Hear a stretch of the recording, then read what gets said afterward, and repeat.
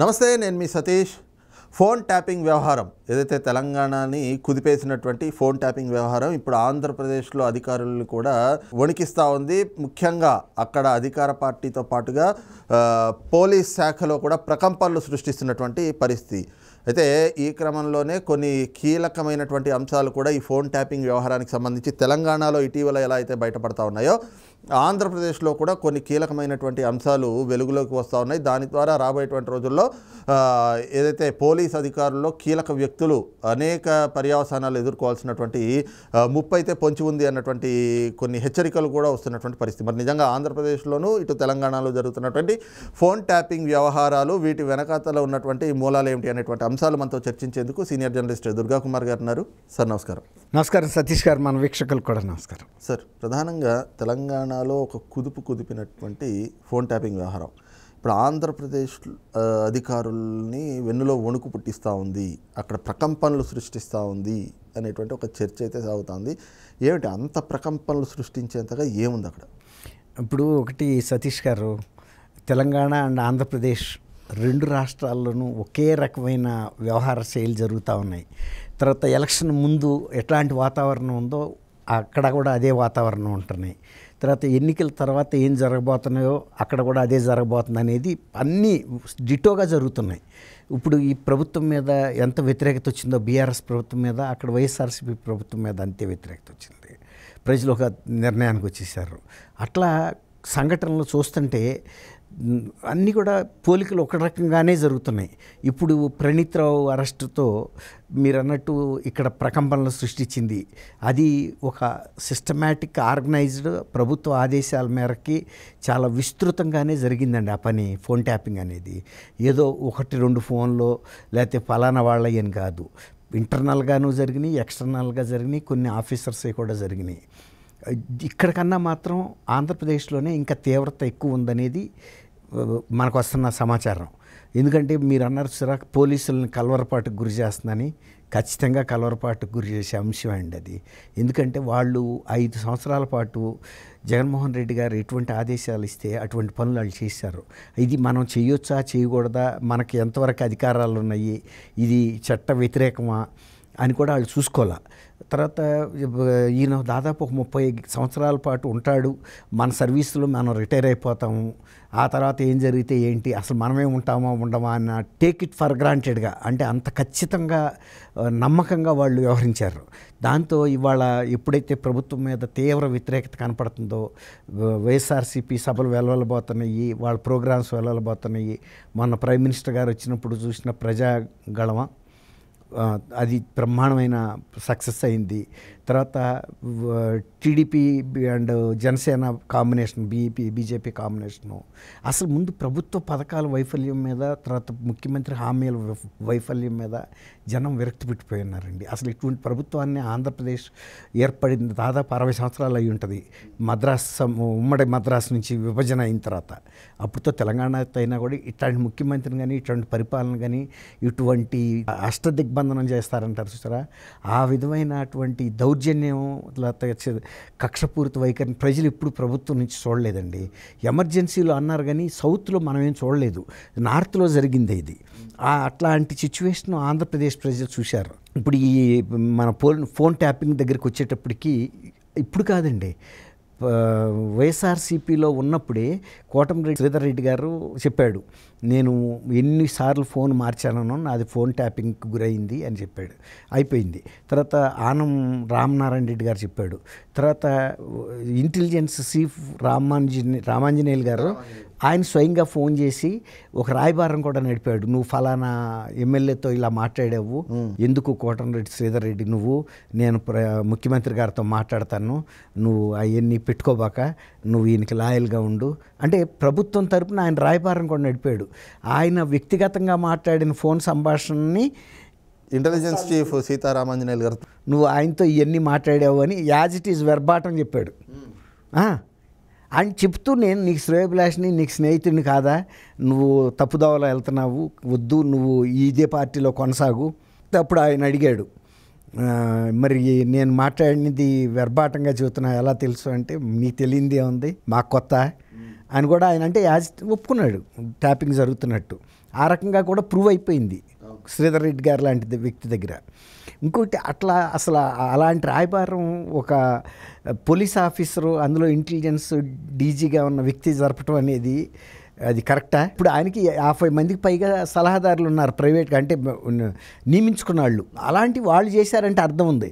ఈయన ఒక all India service officer, ఈయనకి కొన్ని రూల్స్ అండ్ రెగ్యులేషన్స్ ఉన్నాయి. డిపార్ట్మెంట్ ఆఫ్ పర్సనల్ అండ్ ట్రైనింగ్కి బాధ్యత వహించాలి వీళ్ళు.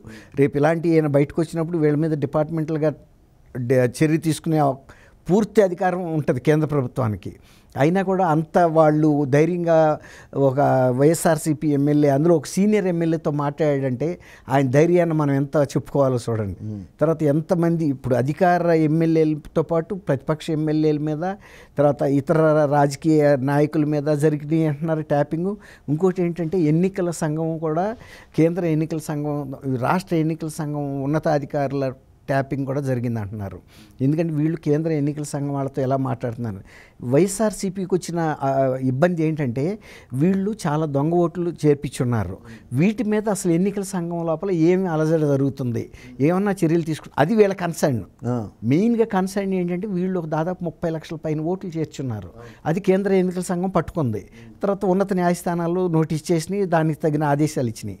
కాబట్టి కేంద్ర ఎన్నికల సంఘం, రాష్ట్ర ఎన్నికల సంఘాల మధ్య జరుగుతున్న చర్చ ఏం జరుగుతుంది, దీని నుంచి మనం ఎలా తప్పించుకోవచ్చు, మన వాలంటీర్స్ని ఉపయోగించాలా లేకపోతే సచివాలయ సిబ్బందిని ఉపయోగించాలా, ఏదో ఒకటి అసలంటూ మనకు సమస్య తెలిస్తే దానికి విరుగుడికి 100 పరిష్కారాలు జగన్ గారి దగ్గర ఉంటాయి.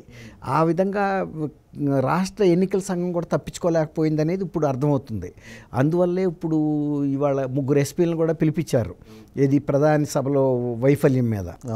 అంటే ఇప్పుడు ఒక ఎలాంటి పరిస్థితి అంటే ఒక నియంత కింద కనుక ఉండే దేశం ఎలాంటి పరిస్థితులు ఎదుర్కొంటుందో ఆంధ్రప్రదేశ్ రాష్ట్రం కూడా ఒక కబంధ హస్తాల్లో చిక్కుకున్నట్టుగా ఉంది.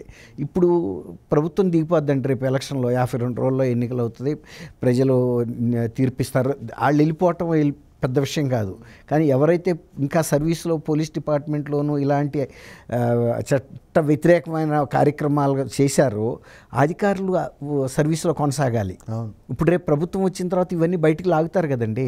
అసలు ఏమి ఇన్స్ట్రుమెంట్స్ వాడారు, ఇప్పుడు పెగాసిస్ సాఫ్ట్వేర్, అట్లాగే అక్కడ ఏం వాడారు, తర్వాత అసలు దీన్ని ఎవరు అనుమతి ఇచ్చారు, ఎవరు కొన్నారు, తర్వాత ఎన్ని ట్యాప్ అయినాయి అన్నీ బయటకు వస్తాయండి. ఇప్పుడు ప్రణీత్ రావు గారు ఆయన డిఎస్పీ, ఆయన చాలా టఫ్ ఆఫీసర్గానే మనం అనుకోవాలి. ఎందుకంటే కేసీఆర్ ప్రభుత్వం ఆయనకు అంత బాధ్యతగా ఇచ్చిందని 54 ఎన్నో హార్డ్ డిస్కులు బ్రేక్ చేసేసి అక్కడ ఫారెస్ట్ వికారాబాద్ అడవుల్లో వేస్తే కూడా కొన్ని బ్రేక్ అయినవి కూడా తీసుకొచ్చారంట. అయినా కూడా చెప్పిస్తారు, అవన్నీ కూడా తీస్తారు బయటికి. రిట్రైవ్ చేయడానికి కూడా ట్రై చేస్తున్నారు. ఎంత ట్రై చేసి కొంత ఎవిడెన్స్ వచ్చినా కూడా అది తప్పే కదండి. కాబట్టి ఇప్పుడు ఆయన ఒక్క ప్రణీత్ రావు గారితో ఆగదు. మిగిలిన కనీసం కొంతమంది ఐపీఎస్లు ఉండొచ్చు, సీనియర్ ఆఫీసర్లు ఉండొచ్చు, చర్య తీసుకోవడానికి బాధ్యత వహించాల్సి వస్తుంది. అందులో ఇవాళ రేవంత్ రెడ్డి కూడా ఒక బాధితుడు. ఇప్పుడు రేవంత్ రెడ్డి గారిని కూడా అంతకుముందు ఈ విధమైన అక్రమ అరెస్టులు చేసిన వాళ్ళు కూడా పోలీసులే. ఇప్పుడు మొన్న ఈవిని అరెస్ట్ చేసినప్పుడు కవిత గారిని ఇన్ని రూల్స్ మాట్లాడారు. మరి ఆ రోజున ఆయన బెడ్రూమ్ పగలగొట్టి ఇంట్లో జుట్టు పట్టుకుని ఈడ్చుకెళ్ళిపోతున్నప్పుడు మరి ఎవరు కూడా మాట్లాడలేకపోయారు కదండి. అప్పుడు ఆ పోలీసులేగా చేసింది. మరి ఇప్పుడు ఆ పోలీసుల మీద కూడా ఇక్కడ చర్య తీసుకోవాలి కదా. మొన్న కేటీఆర్ గారు ఆమె ఈడీ జాయింట్ డైరెక్టరో అడిషనల్ డైరెక్టర్నో మీనా అమ్మాయి పేరు, నా భానుప్రియ మీనా, ఆమె హెచ్చరించాడు, నువ్వు రేపు సుప్రీంకోర్టులో మేము వేసే కేసులకు తీవ్ర పరిణామాలు ఎదుర్కొంటారు, అది వేరే మాట. ఇప్పుడు ఆ రోజు ఆయన అంత అక్రమంగా దౌర్జన్యంగా జుట్టు పట్టుకు ఇడ్చుకెళ్ళిపోయినప్పుడు ఆ పోలీస్ అధికారులు కూడా మరి రేవంత్ రెడ్డి గారు ఇప్పుడు బయటకు తీయాలి కూడా. ఎందుకంటే ఇతర అధికారులు కూడా రేపు రాబోయే రోజుల్లో ఇటువంటి అకృత్యాలు చేయరండి. ఎవరు ఎంతవరకు ప్రవర్తించాలో అంతవరకే ప్రవర్తిస్తారు, అతిగా ప్రవర్తించరు, దౌర్జన్యంగా చేయరు. అది తప్పలేదు. ఇప్పుడు అది రేవంత్ రెడ్డి గారు అవ్వచ్చు, రేపు మీరు అవ్వచ్చు, ఎల్లుండి నేను అవ్వచ్చు. కాబట్టి ఆంధ్రప్రదేశ్లో కూడా ఈ ప్రకంపనలో ఇంతకన్నా ఉధృతిగా ఉండే అవకాశం ఉంది సతీష్ గారు. కానీ వాళ్ళు తప్పించుకోలేరు కూడా. ఇప్పుడు ఇక్కడికన్నా కూడా తీవ్రమైన అంశాలు బయటకు వస్తాయి. అప్పుడు ఇంటెలిజెన్స్ చీఫ్ కానీ ఎవరెవరు బాధ్యత వహిస్తారో అందరూ తగిన మూల్యం చెల్లించుకోవాల్సి వస్తుంది.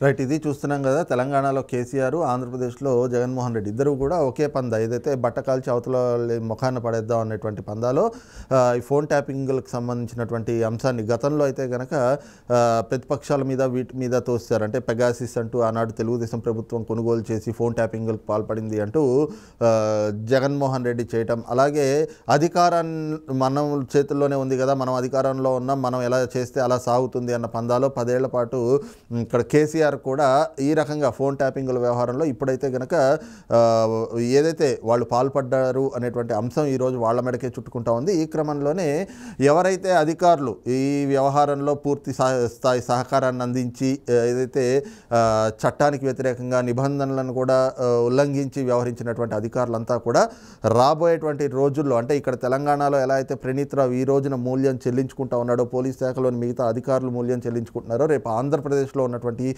పోలీసులు కూడా ఖచ్చితంగా ఫోన్ ట్యాపింగ్ వ్యవహారంలో మూల్యం చెల్లించుకోక తప్పదు అన్నటువంటి భావాన్ని, అలాగే వాళ్ళు ఎవరు తప్పించుకోలేరు అన్నటువంటి భావాన్ని కూడా సీనియర్ జర్నలిస్ట్ దుర్గా కుమార్ గారు వ్యక్తం చేస్తూ ఉన్నారు. Thank you sir. Thank you Satish గారు, మన వీక్షకులకు.